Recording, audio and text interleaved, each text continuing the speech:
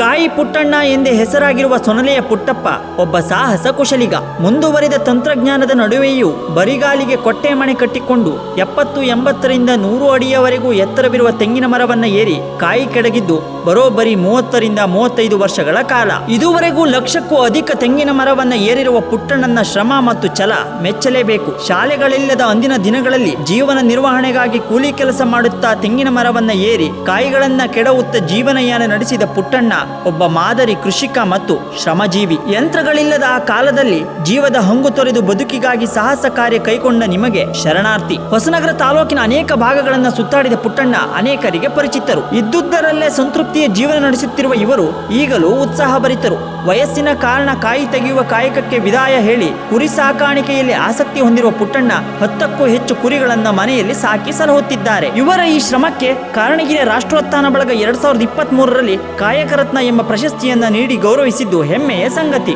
ಇದೇ ದುಡಿಮೆಯಲ್ಲಿ ಮಗನನ್ನ ಇಂಜಿನಿಯರ್ ಓದಿಸಿದ್ದು ಖುಷಿಯ ವಿಚಾರ. ನಿಮ್ಮ ಈ ಶ್ರಮ ಭೂಮಿ ತಾಯಿಯ ಮಡಿಲಿಗೆ ತರ್ಪಣವಾಗಿದೆ. ನಿಮ್ಮ ಈ ಕಾರ್ಯಕ್ಕೆ ಕೋಟಿ ಕೋಟಿ ನಮನಗಳು. ಆಶಯವೊಂದೇ, ನಿಮಗೆ ಭಗವಂತ ಆರೋಗ್ಯ ನೀಡಿ ಕರುಣಿಸಲಿ.